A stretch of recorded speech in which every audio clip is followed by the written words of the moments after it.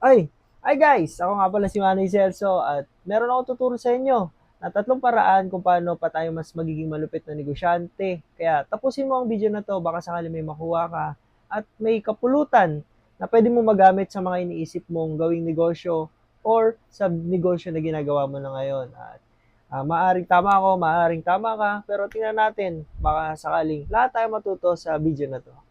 Number one na dyan ang pagiging malupit na negosyante. Gumawa ka ng sistema na kung saan kahit wala ka sa tindahan mo ay operational pa rin ito.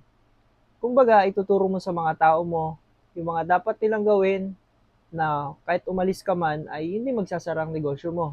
Number two naman ay dapat focus ka. Maraming distraction sa paligid at dapat hindi tayo nagpapatalo o dapat hindi tayo nagpapadala sa mga distraction na yan. Darating yung time, maboboring ka kasi paulit-ulit na mangyayari sa negosyo mo. Magtitinda, magluluto, mamamalengke, kinabukasan ganun pa rin ang gagawin mo.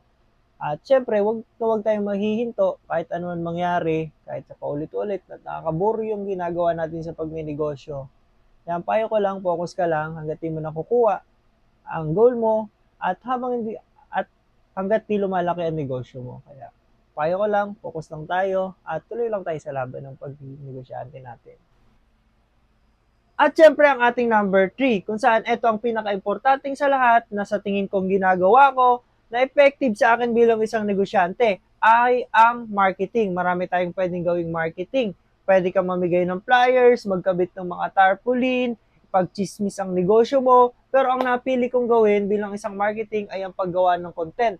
Tulad nito, pwede akong magturo kung ano mga dapat na ginagawa ko sa negosyo ko, pwede kong ituro o ipakita kung anong ginagawa ng negosyo namin, at kung ano-ano pa.